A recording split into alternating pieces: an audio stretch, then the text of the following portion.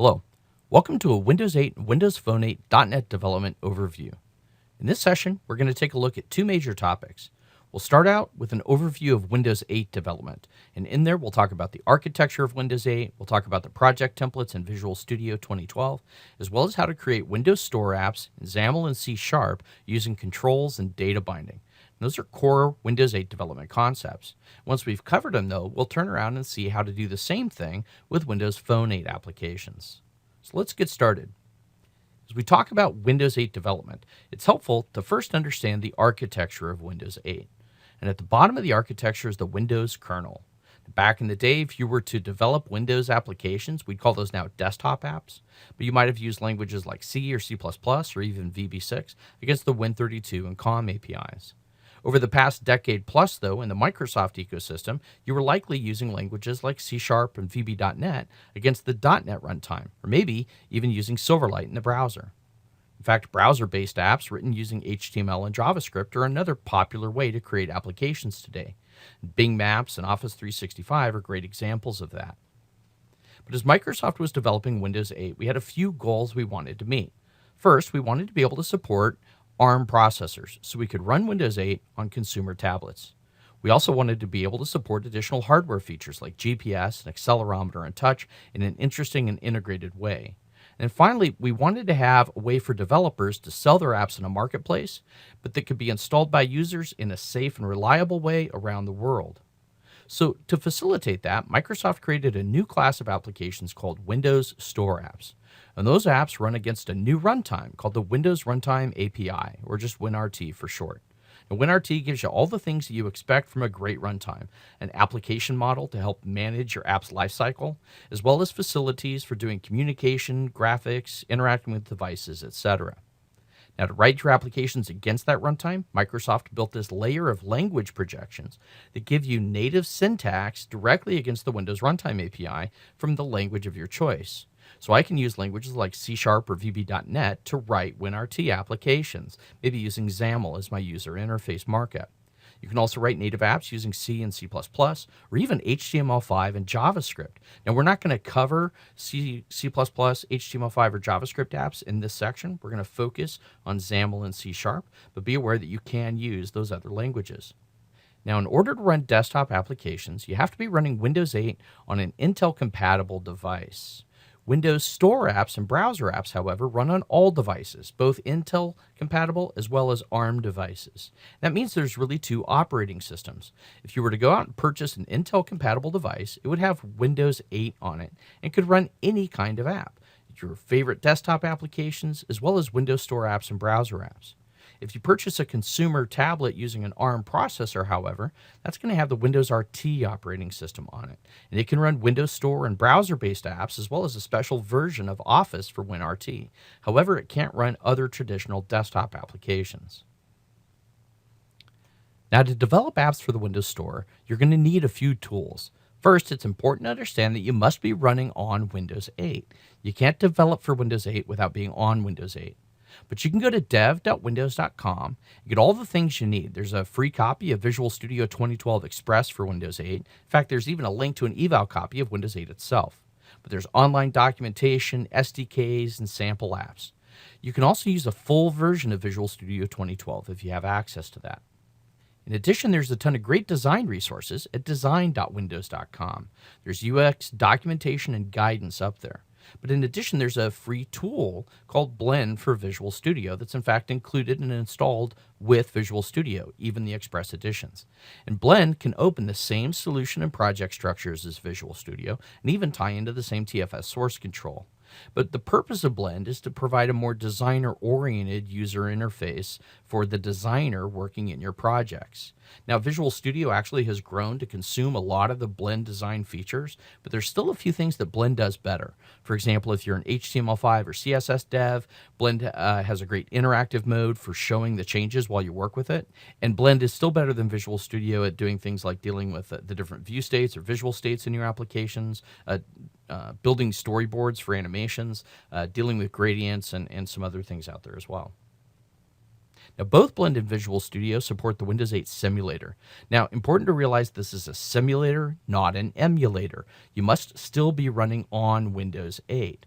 But the simulator can simulate things that your physical hardware may not support, like a GPS or touch and gestures, or maybe screen resolutions that your current display can't show, or even flipping the device into portrait. So the simulator can do all that for you in a little window. Now, as you create applications inside Visual Studio 2012, there's a number of project templates that you can choose from. Probably the most common one is the blank app project template, and that creates what it sounds like. It's a blank application. It's a clean slate that you can add your own controls to.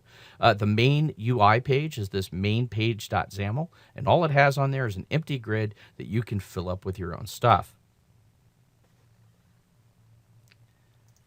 The Grid App project gives you an example of how to work with hierarchical data. So imagine that you've got a bunch of data, maybe let's say they're customers, and you'd like to see those customers grouped perhaps by the region they come from. And when you start the app, you'd like to first see all the groups and then navigate into the groups to see the items. And so the Grid App project gives you this sort of hub and spoke model that you can use. Now the hub page is this grouped items page that's out there, and it shows you a header for each of the groups, and then under that some top items in each of the groups. If you click on a group header, it'll take you into the group detail page where you can see the details of the group itself plus a list of all the items in the group. And then if you click on an item, it'll take you into the item detail page where you can see the details of the item, and then of course navigate back up the stack. The Split App project still supports that hierarchical data, but with maybe a shallower navigation model. The hub is this items page where you can see all the groups, and then you can drill into a group to see all the items in the group, and on the same page but on the other side, hence the split page, you can see the details for the currently selected item. So let's take a look at creating Windows Store apps in Visual Studio 2012. So first I'd like to mention that the slides and demo files for this session are all available up at the Windows 8 appfactor.com website. If you go there, you can follow the link to the content. And this session is the Windows 8, Windows Phone 8 .NET Development Overview. And there's slides and demos for the other sessions as well, but you can click there to download it. Now, I've already got those downloaded to my machine and extracted out here into this overview folder.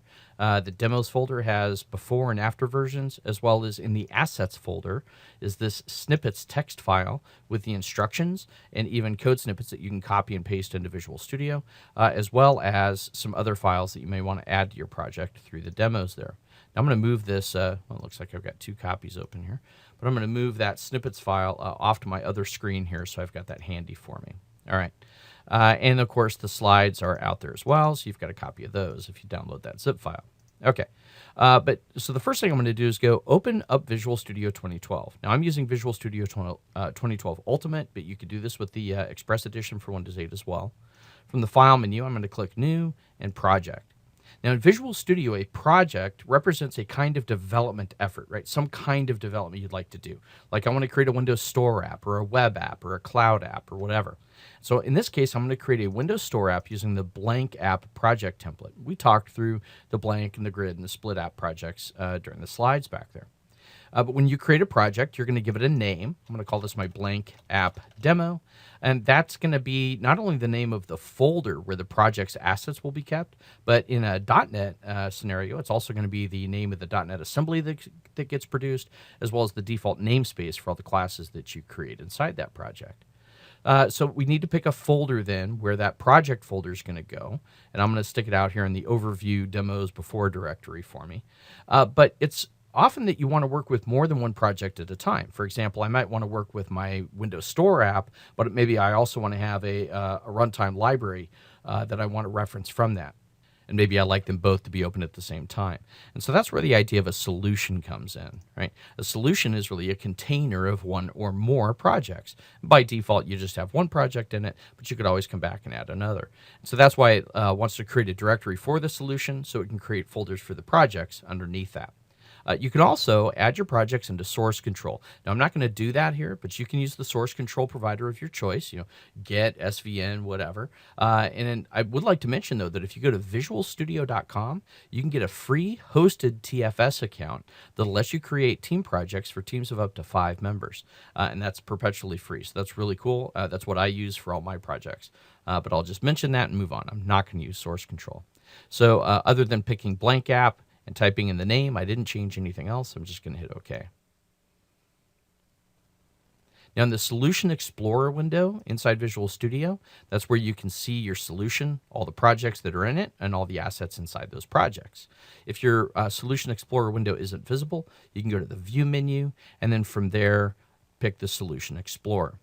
But in here, I can see the solution, and then within the solution, there's a single project, and within the project, I can see the contents of it. Now, if I look inside here, there's this assets folder, and this just has the default images that are used for the splash screen and the store logo and the live tile for the Windows Store app. The common folder contains a single XAML document, and this is a resource dictionary that has all the standard styles for the Windows Store controls, like default background colors and fonts and all that kind of stuff. The first real class definition that I have in here then is this app.xaml and app.xaml.cs code pair, right? So when you see these, the XAML is this XML-based markup. And if I double click on that, you can see this XML syntax in here. And then there's this corresponding C# code behind file, right? So we tend to call this the markup, and this guy is the code behind file. Now, app.xaml, if I look at the markup for it, is really an implementation of a class called app in the blank app demo namespace. Remember I said your .NET namespace is going to be the same as your project name. And those are actually inheriting from the base windows.ui.xaml application base class. So this is really a type definition here. I'm defining this app class and then even telling the class that it has some default resources, and that's where it pulls in those standard styles from that common folder that we saw back there. Now, if I look at the app.xaml.cs, I see that it too is a class definition called app in the blank app demo namespace, right? And inheriting from the base windows.ui.xaml.application class, right? So really, these two files together are partial class files that make up a single class definition for my app class. But the app class is what gets called by the runtime when the app starts. And in fact, it fires this on launched event. And there's a bunch of code in here, but basically it goes up and moves up this navigation frame and then tells the frame to navigate off to a new instance of main page. So main page over here, if I open that up, this guy actually does have a design surface, whereas app.xaml doesn't. There's nothing visual about the app itself. So if you tried to open app.xaml in the designer, it would say, nah, there's no design view here. But for mainpage.xaml, there is. And in fact, I've got this cool design surface. It even shows me sort of this simulated tablet outline. Let me zoom out to fit all here. So there's the simulated outline of the device, and that black box in the middle is what's visible. I see here that, again, I'm implementing a class called mainPage in the blank app demo namespace that's inheriting from the base page class. And again, there is a code behind file that is also called mainPage, inheriting from page out there. All right, so another partial class. And inside mainpage.xaml, if I look inside there, there's nothing but a single grid. And in XAML, a grid is a layout panel. It's a way for me to organize its contents into rows and columns. And I see that it's been given this default background color, and that's actually coming out of those standard styles back there. It's if I were to read through that, we'd find a style or actually a resource called this, which is some predefined brush that we can use for background colors. But I could change that. I could come in here and say, hey, let's call it, let's make it be yellow or something like that. And you could see the yellow background color fill in there. Let me paste back in what was there. All right. So there's my blank application. We saw that inside app.xaml, it's going to start main page by default. And we saw that main page was just this blank grid with nothing else in it. So let's go ahead and test it. You'll notice up here from the debug menu, I could start debugging. But on the toolbar, there's actually this drop down that lets me choose where I want to debug. So I could debug on the local machine, but I could also debug in the simulator on a remote machine, maybe a Surface tablet that I've connected to over the network or something like that. But I'm going to go ahead and debug here on the local machine. You see the beautiful splash screen appear. And there's my truly blank app. So it really is running blank right now. A little boring, but it's there. All right. Now to close this, I can move my cursor up to the top of the screen. Notice my cursor turns to a hand, and I can click and drag down on the app. And I'll just drag all the way down to throw the app away. And then I can switch back to my desktop. I see Visual Studio actually still waits a few seconds. The app hasn't quite yet terminated in case the user immediately resumed it or something. But eventually it stops and I exit debug mode and I can return to making changes. All right, so let's close this guy up and go make a grid app. So File, New Project. And this time I'll pick the grid app project template and we'll call it my grid app demo. Nice creative name. And click OK.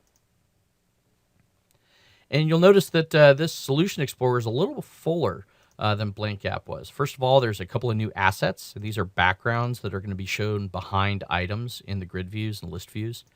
There's definitely more stuff inside Common. We used to just have standard styles, but now I see a whole bunch of other classes that get used. This is the base type that we're going to use for the pages in the app.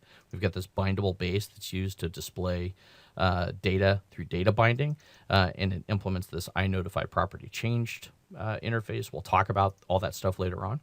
But then inside the data model, remember this grid app is to support this sort of tiered data structure out here. And so there's this sample data source.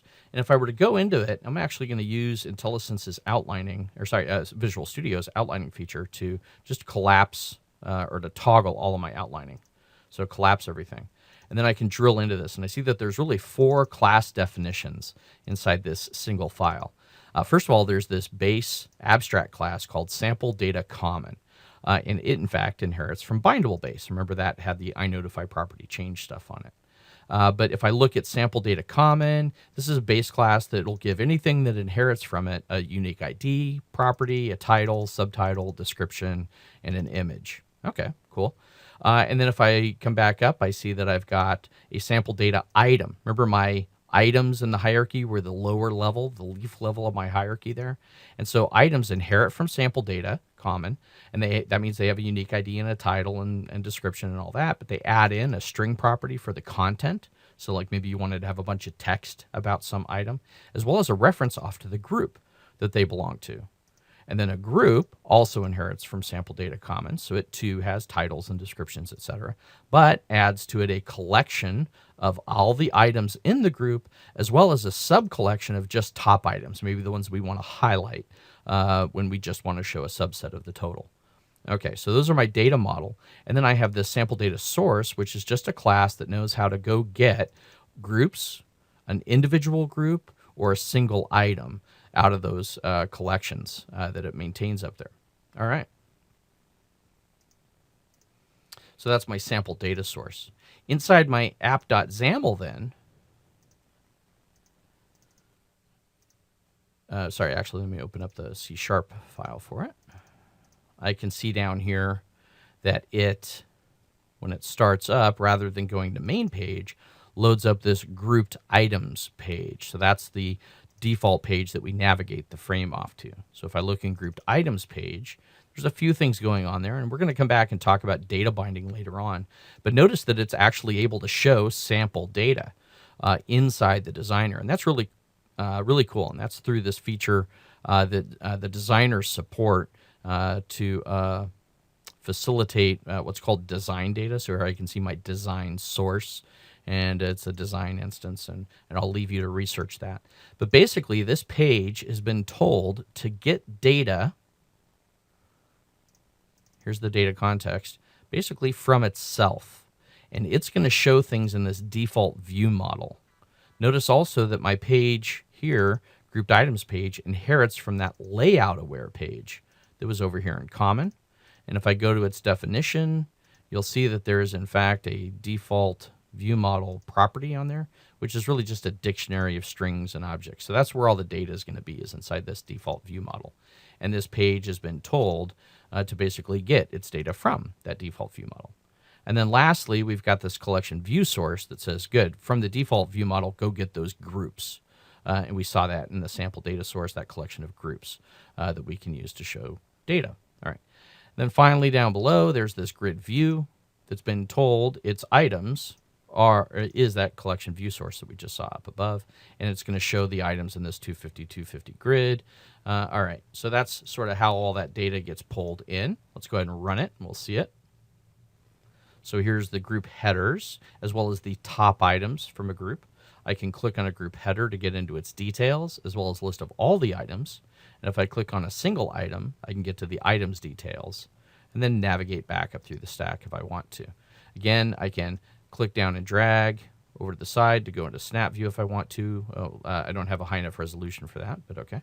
And that's maybe where the simulator would come in handy, right? So back over here, you just saw I was trying to snap my app and it wouldn't work. So that's where I might want to come on and debug inside the simulator instead. And the simulator would let me test with a higher resolution. I'm going to hold off demoing that for now. You can play with that on your own time. Great.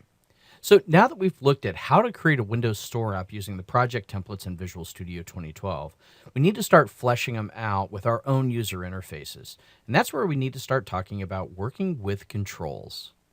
So in XAML, a control is really just a class that has a predefined behavior as well as usually some visual appearance. Right? So when you think about the apps that you've used, there's buttons and checkboxes and scroll bars and all that kind of stuff. So those user interface elements are typically implemented as controls. There's lots of different controls. We've got controls to help us lay out other controls. We've got buttons that you click and they return, or toggle buttons where you click and they stick. We've got ways to display static text, as well as text editors, range controls like scroll bars, and a whole bunch of other controls.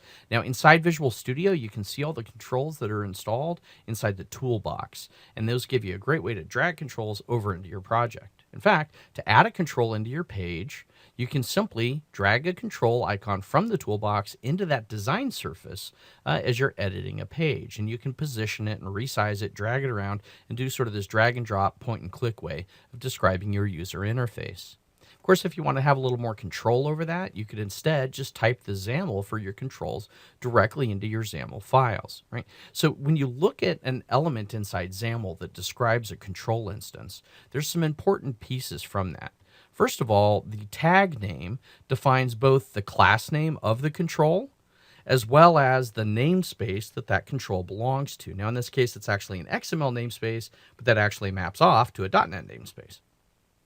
The other important thing inside a control instance in XAML is the name of the control. Now notice the attribute actually starts with x:\name. It's kind of funky, but that would be analogous to the name of the variable for a control inside code behind out there.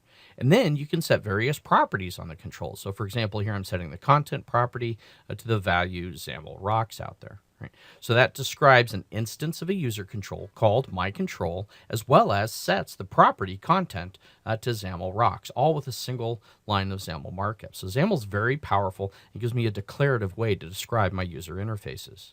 Of course, lastly, you could create them in code, right? So here I could go out and create an instance of a button called button, new it up, assign the content to it, whatever.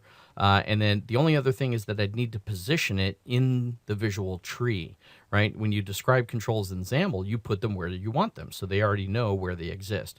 When you create them in code, though, you have to add them to their parent so that they display in the appropriate location. Once you have your controls, there's a couple of different ways that those control classes can get values for their properties. So first of all, any property that you don't mention, either in XAML or in code behind, assumes its default value. For example, a string is probably an empty string, and a number is probably 0, etc. If you want to assign a property value in XAML, though, it depends on what data type the property is. So for example, a simple property, maybe just like a text property, which would be a string, you can simply assign using the attribute equal value syntax out there. So for example, we see text equals hello, world, right, in quotes, right? So very simply just assigning them that way. However, you might have a property whose value is more complex. For example, maybe I want to set the fill brush on a rectangle to a gradient, and my gradient needs to know, where's the starting and stopping endpoints, what are the colors, what are the color stops along the line, is it a linear gradient or is it some other kind of gradient, etc. And so I need a more complex way to do that. So you'll notice that I have in the markup there a rectangle, and then inside the rectangle is a child element that has the class name dot property name, so rectangle dot fill, and then inside there is the XAML markup for the value of that property, right? But both of those are valid. And then lastly, if you don't want to type the XAML, you can just use the designer. There's a great properties window that you can do point and click into, and it will write the XAML for you. If you want to set properties in code behind, maybe at runtime, you can definitely do that as well. So for example, assume this following markup. Let's say that I've got a page, and inside the page there's a grid, and inside the grid the first element is this button, right? Called my button. I've given it a name of my button, and I've given it some content out there. So there's a number of ways that I could address this in code behind. First of all, since I've given the control instance in XAML a name, I can just refer to it in code behind by that same name. Remember, your XAML and XAML.cs files combine together into a partial class. So the IDs, or the identifiers that you use in XAML, are available inside your C# code behind. So that's great. That's the easiest way to address the XAML element, is just to give it a name, and then you can address it by its name. Another way to do it, though, is to walk the tree, right? I know that I've got a page, and I know that on the page the root element is a grid, and I know that the first element in the grid is a button. So I could sort of do that programmatically by saying, go to this, which is the page, get its content as a grid, and then go to the grid's children, get the first item, cast it out as a button, and now I've got a reference to my button.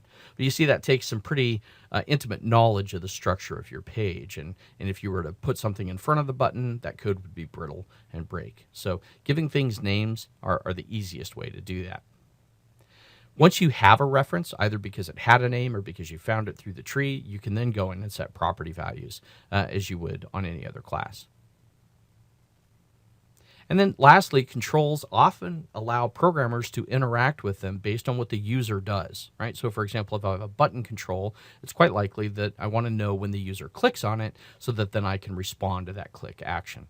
And so the way that we typically do that in control environments is with events. And different controls have different events, so you'll want to look at the documentation for the controls that you want to use. But for example, here you see I've got a button element, and I want to wire up the click event handler on that. Now I can do that in XAML.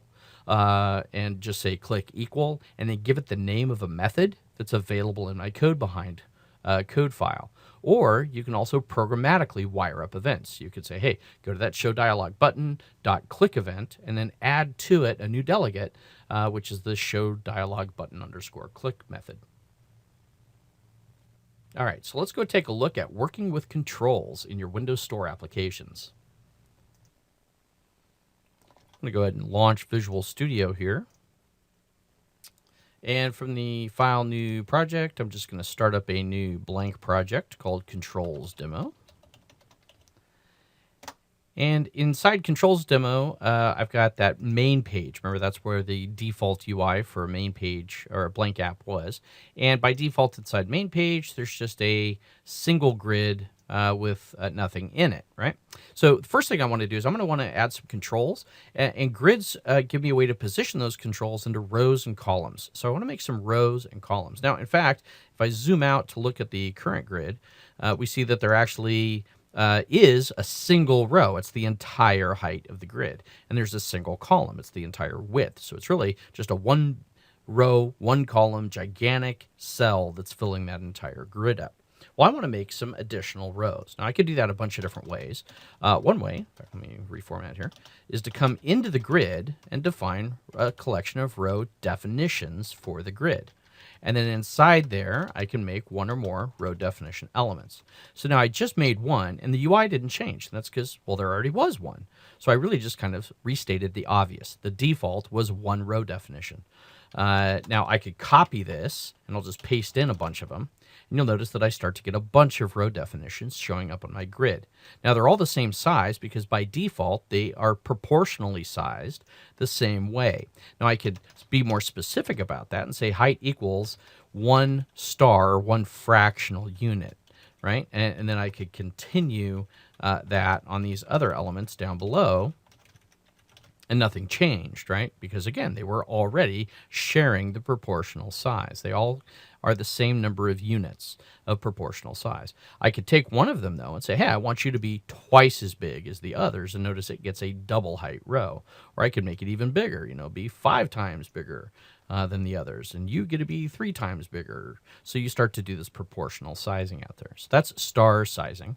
The other way that you can do it is through fixed sizing, where you just say, hey, be exactly 50 pixels tall, right? So I could go ahead and have one that was 50 pixels tall, and then another row that just consumed the remainder of the space out there. And in fact, I could copy and make 2 more 50 pixel size rows, and that sort of starts to lay out the UI that I want for my demo. Now, if I zoom in here on this surface, you'll notice that you could actually point and click rows. As you move your cursor over the blue line, you get the orange line that tells you, hey, you're going to make a row here. And if I click, notice that it's written that row definition for me down below. You could also, with that row, change from star sized. I'm clicking on that to go to auto. Pixel sized back to auto or back to star. If you went to pixel size, you could type in, hey, be exactly 50, and you'll see that it looks just like the one that I typed in earlier. We'll delete that guy. Now, the other way that you can do it is with the grid selected. In the properties window, I could actually expand the layout category and then expand the advanced properties down here. And notice that I can actually edit the row definitions in this row definition editor here as well. So a bunch of different ways to just do what you could type in XAML yourself. Now, I want a column here as well, so I'm going to click up here. We'll make this guy be pixel sized at 400 pixels wide, and that's going to give me another column that just consumes the remainder space, which defaulted to 1 star. You could type that specifically if you wanted. Helps if you type it right, and don't mess up while you're typing. Okay. So there it is. All right, so there's my grid layout. Now the next thing I want to do is start to populate that grid with some controls. So over here in the toolbox, I can see all the different kinds of controls. IntelliSense knows about them, so I could come inside the grid if I wanted to. So after all the definitions, but before the closing tag, I could say, hey, give me a text block. And notice the XAML IntelliSense knows about all the different types of controls I have. Or I could just click up here to a text block and drag it into the cell in the grid where I'd like it to be. Now, text blocks are a way to show static text. Zoom in a little bit there. I'm holding down the control key and the scroll wheel to zoom in on that design surface.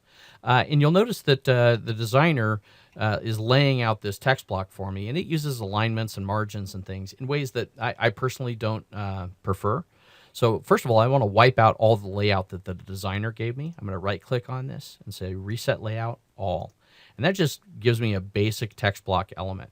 I want to change the text to enter your name. And notice the font's pretty small. So I could come over here with the text block selected and in the properties window, find the text category and give it a bigger font or something. But what about all the other text blocks? Well, I'd have to repeat that process. Well, remember that I had this standard styles, and in there's some predefined styles for text blocks. So I'm going to use those. I'm going to right click up here and say edit style and apply a resource from that standard styles document. And I'm going to use this grouped header text style. I just happen to know that that gives me a nice big font, and that's the one I want to use. Pretty cool. All right, so the next control I want is a text box. This is going to let me enter a name into this text box down here. And I'll drop it into the second row. And notice down here that the row actually is numbered 1 because we start numbering at 0. So the text block up above didn't say anything about grid row or grid column, and that's because it defaults to 0. But for this one, we had to say, no, you're not in grid row 0, you're in grid row 1, but you are in grid column 0, and we just don't state that because that's the default. All right, so now I can take my text box. Again, we're going to right-click on this, reset layout all. I want to clear the default text out of it. Let's go ahead and we'll manually bump this guy's font size up. So we'll go down to the text category. Oops, sorry. Here, scroll down. There we go, text. And I'm going to bump the font size up, let's say to maybe 24 points. And I need to be able to address this guy in code because I'm going to want to pull the name that you type into it out. So this control ought to have a name. And I can do that just by typing in the XName attribute. Or with your text box selected in the properties window, you can also see or set the name up here. So, just name text, and that writes the property for you. So the other control that I want then is another text block. That's going to be down here below this guy. We'll repeat this, reset layout all. Let's reapply that group header text style. Group header text. Cool. We're going to wipe the text out of that, and we'll give it a name. Name block. All right. And the last control I want to have is a little button. So up here next to my text box, I'm going to drag a button in. We'll reset layout all on that. And we'll call it my hello button. And I want to wire a click event handler up to this. Now I could do that. I could say click equals and go point to the name of a method. Or I could, with the button selected in the properties window, change to the event view and wire up the click event handler this way. Go back to properties here. Or on the design surface, I can just double click on the control and the designer wires up the default event for that control. In the case of a button, it's the click event. So I see that it's added that attribute in, pointed it off to this method, which is back here in the code behind. And I'm going to simply use some code here. Now notice in my code behind, I can reference name block by the name that we assign to it over here. And that's because main page and main page.xaml are these partial classes that make up the single main page definition. So the names can be used from the XAML back in the code behind. So we're going to say, hey, name block, set your text property equal to this string.format of hello so-and-so. And we'll pass in from the name text box the text that the user typed in there. Pretty cool. So let's go ahead and run this. I'll type in my name, Brett, click on the button, and I get hello, Brett. All right, so I know that's probably pretty rudimentary, especially if you've worked with controls in the past, but wanted to make sure that we covered the basics of working with controls in XAML applications. So we'll flip back over here and stop Visual Studio. All right, so we can see that controls are very important in how we describe the user interfaces of our Windows Store applications. The way that we get values into the control properties, though, can vary. We could set them literally. We could assign them through styles and resources, as you saw, like with the font size on my group header text style back there. We could also get them through data binding or even through animation. But data binding provides a very powerful way to take properties from objects in memory and bind them up to the properties in our controls for display purposes. So in XAML, data binding requires a couple of things. First of all, we have to have a source object that has some properties that are publicly accessible. And then we need to have a target object. And that needs to be a dependency object that has one or more dependency properties on it that we want to receive values into through data binding. And then what we'll do is we'll go in and create in XAML this binding object that maps the source property up to the target dependency property. Now that binding could be one way, meaning the values are going to flow from the source to the target, or they could be two-way, which means we'll also allow changes in the target dependency property to be pushed back up into the source property. Now, I did mention that the source object should implement this iNotifyPropertyChanged interface. And that means that if the source property changes for any reason, the source object will fire an event that lets the subscriber know that that property changed. And then the target control can then pull down the updated value into its dependency property. So as an example, imagine that I have this student object that's got this first name that I'd like to display in a text box on its text property. So in the XAML markup for that, I could set the text property to this binding extension that says, hey, bind this text property up to the first name property on this student object that's been created previously, and do it two ways so that I can actually change the value in the text box and have it update the source student object for me. Now that binding markup extension was that keyword binding in the blue curly braces, but the blue curly braces in general describe what's called a XAML markup extension. And XAML markup extensions tell the XAML parser to read the value differently than if it were a literal value. Now the binding markup extension specifically allows us to create these binding objects in a declarative way inside our XAML markup. And there's a bunch of properties that you can set on them. You can set the path to the source property, a converter that converts the source value into an appropriate target data type. You can bind up to other controls by specifying the element name of another control. You can change the mode from one way to two way, etc. And then you can also point to a specific object as the source, or just rely on what's called the data context. And that's typically the preferred method. So to understand data context, first of all, data context is a property that's provided by a base class called UI element that our pages and controls all derive from. So all of them have this data context property. And if a control doesn't have a data context, the binding mechanism can just keep walking up the control tree until it does find a control that has a data context set to an object, and then it can retrieve its property values from that object. So take this example down here up in the code. I've got this class definition for some student that has a first name and a last name, and it implements iNotify property changed. But down in the XAML markup then, I've got a page in which there's a stack panel, in which there's a couple of text blocks. And if I look at this text block, I've set a binding markup extension on its text property that says, hey, you're bound to the first name property.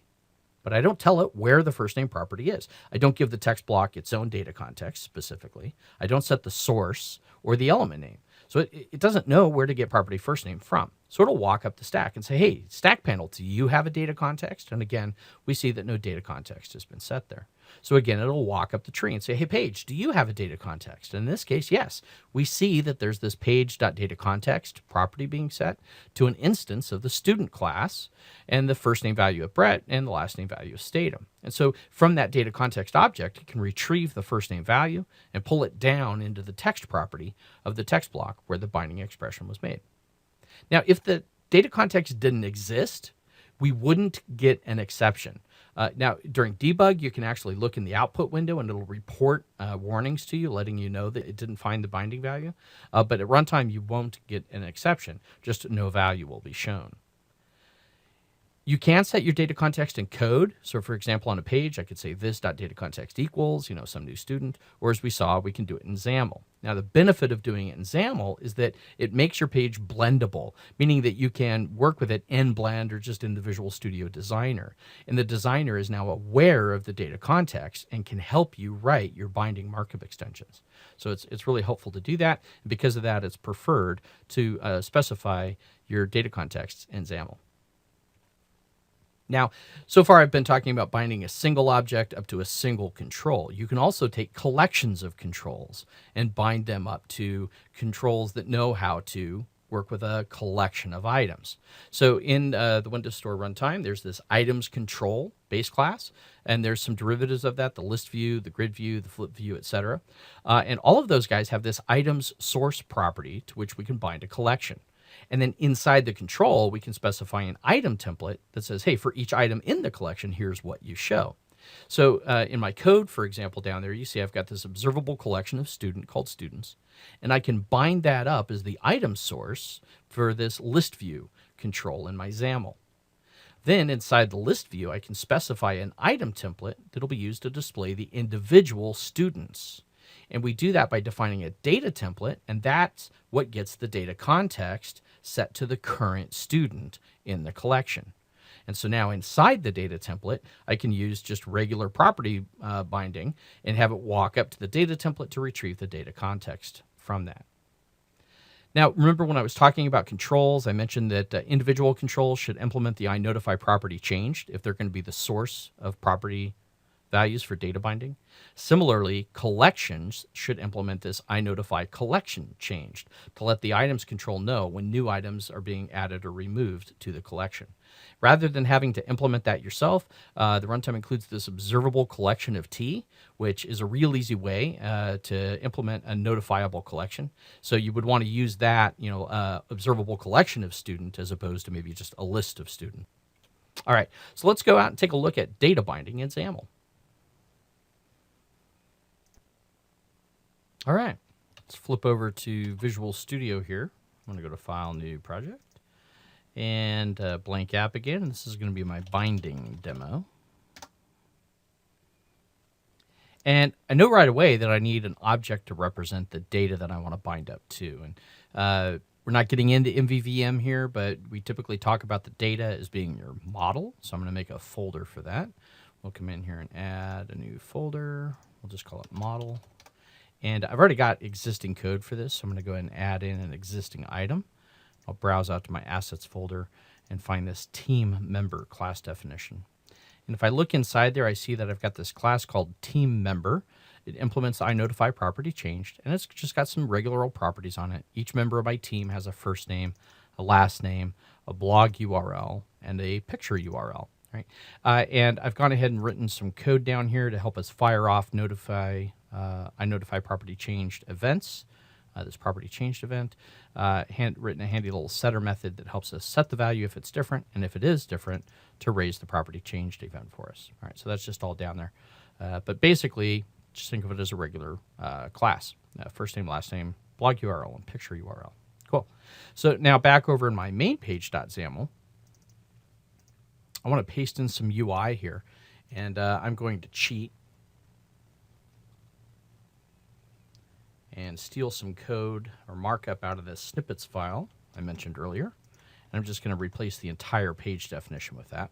And if we look through here, then I see that basically I've just added some rows and columns into this grid here. So in fact, there's an outer grid into which I nest this inner grid. The inner grid has an image, and that's going to be where I want to show my team member's picture. And then there's a stack panel where I want to show their first name, their last name, and a link off to their blog through their blog URL. Right. So that's the markup for the controls, but I don't have the binding wired up yet.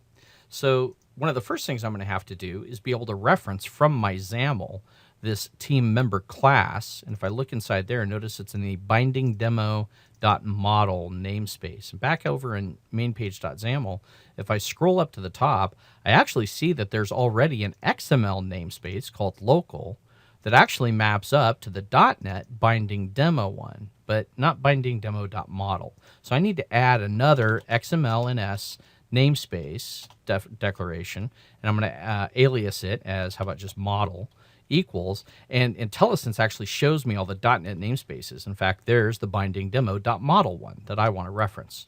And that means that I can now in my XAML use the model prefix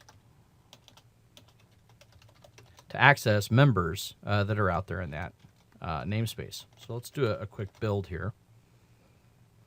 And then I'm going to come back up here, and I want to set the data context of the page itself up to an instance of that team member class. So we'll come down here and just paste this in.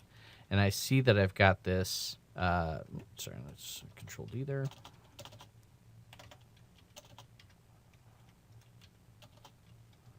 Fighting my IntelliSense here. Okay.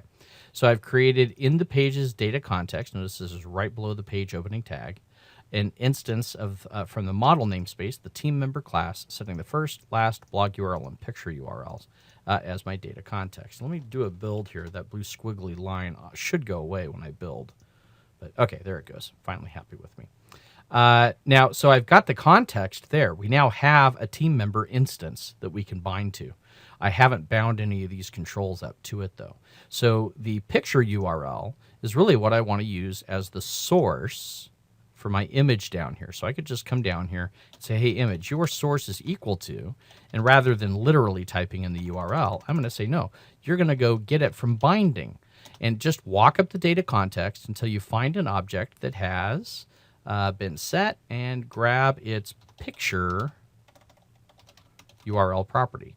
Now, notice that it in the design view actually went and retrieved that picture for me and showed it. That's great. So cool that the designers actually show you data binding if they can in the design experience. Really cool. So that's how I bound my image up. And now I just need to do these other ones. Now, here you saw me type the binding expression, but I mentioned that if you do your data context in XAML declaratively, the designer can help you with this. So I'm going to come down here and grab this text block, and in the properties window, next to the text, right now I can see it's literally show first name here. And if I come over here to this little square box on the side, it tells me that that currently is getting its value locally. I've typed in a local value right into the property itself. But if I click on the square, I can see that I could get it instead for a resource, or I could turn it into a resource, or I could get it from data binding. Really cool. And that's what I want to do. And when I go in here, it already knows that it's going to get values from the data context. It knows that the data context, it's walked the tree, is a team member, and it knows the team member has a first name property. And that's what I want to bind up to. Really cool. And notice now it shows me Brett through data binding. I'm going to do the same thing here for last name, create a data binding, and we'll bind that one up to the last name. And for the blog URL, I'm going to bind it up to the navigate URI property on my hyperlink button here. So we'll bind that guy up to the blog URL. Really easy. Cool. So let's go ahead and run this. And I see my data bound object there. And notice that I didn't write any code behind in the main page.xaml itself. I had the class for the team member, but all the other stuff was done in XAML. Really cool. And I can, in fact, click on Read Blog, and it'll jump me over to the web browser and take me off to my blog. Pretty cool. All right. So let's close that up. Now, in that case, I bound up to a single item, right?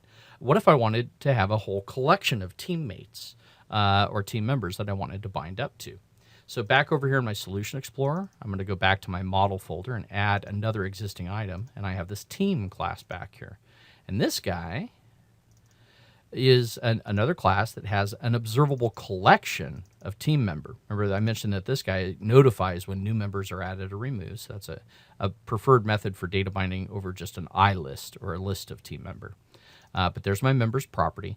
And then when the team class gets constructed, it calls this load team and loads it up with a bunch of sample data. Now here in real class, you might be going out to a web service to retrieve this data or hitting some data store on the back end. For me, I'm just manually creating the data entries for all of the team members on my team here. So we'll close those guys up. I want to make a few changes back in mainpage.xaml. We no longer want a single team member as our data context, so I'll delete that. And instead, I'm going to add in a resource into the page,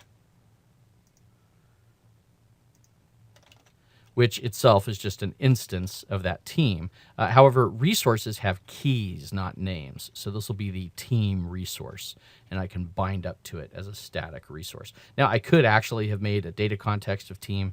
I'm just showing it a different way here as a resource, but let's go ahead and do a build and see if we can get that blue squiggle to go away. All right, good. So it's happy now. And I now need an items collection. So right now I just had this single grid that was showing, on a team member here. So instead, I'm going to wrap this up in a list view. So I'm going to go out and create a list view. And we're going to put it in grid row 1 of the outer row and grid.column 1 of the outer row. And inside the list view, we're going to define an item template. And this will be the template that we show for the individual items, and that's going to be a data template, right? And we'll wrap the data template around our old grid that showed a single member. And just reformat my document there. Now, I don't see anything up here because, remember, I removed the data context. So the bindings right now don't have a data context. And to fix that, I'm going to go back up to my list view and say, hey, list view, your item source is that team collection that we defined up above. And I can do that right here in the properties window. I can go to the list view, go to its item source, click on the little square over here to the side, say create a data binding, but this time get it from that resource that I defined up above called team and bind up to the collection of members. And okay, and boom, in the designer, I can see all my team members coming back. Let's go ahead and run this. And there they all are. And I can scroll through my list of team members. I can see them all. That's really cool. I can click on the read blog for any one of them, and it'll take me over to their blog page. So that's really awesome. All right. Hopefully that shows you sort of the power of data binding inside XAML there. In fact, if I go back and look at my code behind for mainpage.xaml, I just want to reinforce this. There's no code that I added. There's just the boilerplate code. All of that functionality was implemented through my model classes and the XAML data binding. Pretty cool. Hopefully that gives you a good idea of how you can use XAML and C# to create Windows Store applications that run in the Windows runtime. In this next section, we'll take a look at how to use those same techniques to develop Windows Phone 8 applications.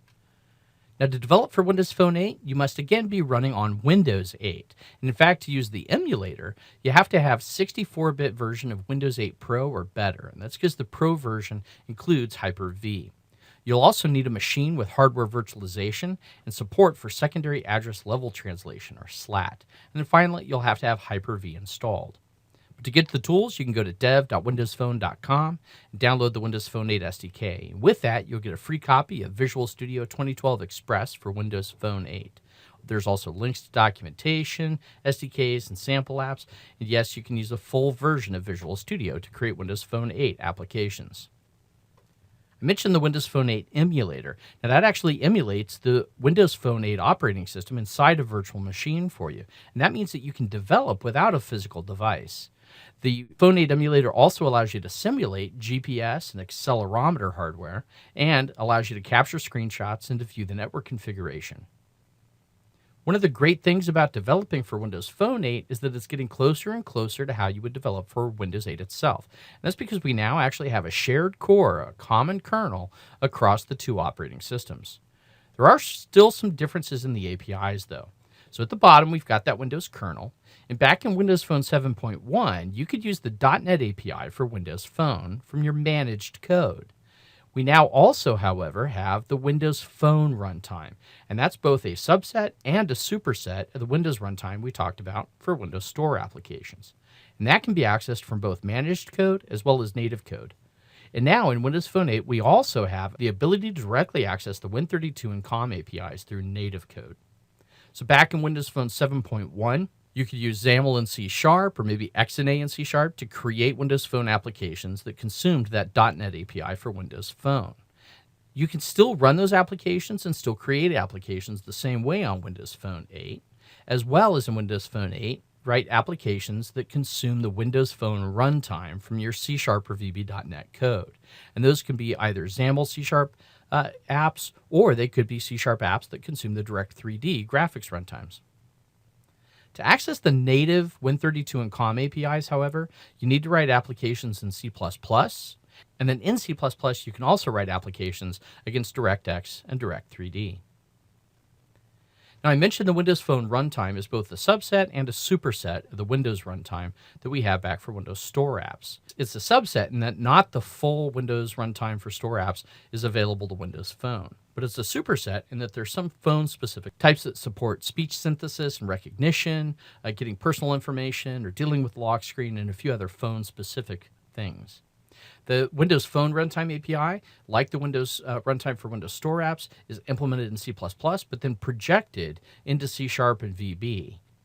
There aren't, however, currently any HTML5.js projections available. So let's take a look at a demo of how to go in and create Windows Phone 8 applications. All right, let me switch over to Visual Studio and File, New Project again. This time, however, I'm not going to do a Windows Store application. I'm instead going to scroll down to Windows Phone. This category will show up once you've installed the Windows Phone 8 SDK. But I'm going to pick the Windows Phone app. That's the closest project template to the blank app for a Windows Store app. And let's just call this app here Phone Demo and say OK. Notice that I have a choice of targeting the older 7.1 OS, but I want to make sure to target the new Windows Phone OS 8 for this demo. And you might notice that the XAML designer looks a little bit different. It goes more towards this vertical split rather than a horizontal one, so that you can sort of see your phone device over here on the side. Let's go take a look at the Solution Explorer over here. And one of the differences you'll see is that in this Properties folder, there's this WM app manifest .xml file.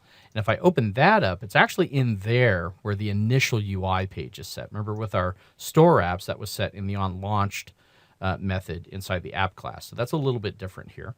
But if I do come down to my main page.xaml, that's what we're seeing here. You see that a couple of differences. One, it inherits from phone application page rather than page, like we saw in blank app.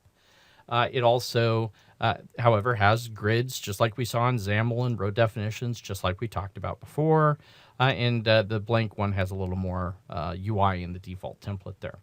But I want to go ahead and use the same model that we used for our earlier data binding demo. So let's add a new folder here. I'm just going to call it Model.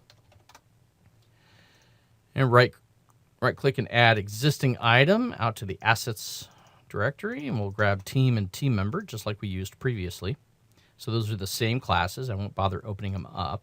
And back over in main page.xaml then, in order to reference them, actually, I will mention one thing. If I open these, remember they're from the previous demo, which was called binding demo, and they were in the model namespace under that. So that namespace is a little bit different than what I have, which is phone demo. That's okay. I just need to be aware of that, that they're in a different namespace. So back over here in main page.xaml, I want to be able to add a resource up here at the top of the page for the team, just like we did in the previous Windows Store demo. But that means I'm going to need to add in an XML namespace declaration for model. And we're going to have it go use that binding demo.model namespace from those classes I just pasted in. All right. And now that I've got that, I'm going to cheat and steal from my snippet file here and paste in a page level resource, which is an instance of the team. Let's do a little build here, and we should see that blue squiggle go away for us. All right, good. So IntelliSense is happy now. And the other thing that we did then in our Windows Store app was that we put in a list view control to display our items. And in the phone, we don't have list view. We have a different control called the long list selector, but the idea is the same. And I'm going to go paste in an instance of a long list selector inside this content panel grid. And you'll notice really it's almost identical to what we had in Windows 8 in our store application. In fact, you can already see my sample data from that team class coming up here. But we have a long list selector, and we have its items source set up to the members collection on our team resource that we just defined up at the top of our page. And then inside there, there's an item template and a data template. And it's the exact same grid that we had from the Windows Store app with one difference, and that's the hyperlink button. In Windows Phone applications, the hyperlink button's navigate URI can't point to a HTTP URL. It can only point to other pages in the current application. So instead, what I'm going to do, instead of binding up to the navigate URI property, is I'm going to wire up the click event handler to go to this hyperlink button _ click method. And I'll right click out here and navigate to that event handler. And I want to wire up some code in here. So first of all, I know I'm going to need to be able to interact with the model. So I'm going to copy some using statements or directives over here from my code snippet, and we'll pull in the binding model or binding demo model namespace. And then I'm also going to have to launch a web browser task, and that's a phone specific thing, but it's off in this Microsoft.phone.tasks namespace. So I'll import that namespace up here as well. And then for the code, again, I'm going to cheat and just copy and paste some code in from a snippet file. Get that right? Okay. Take a look at it here.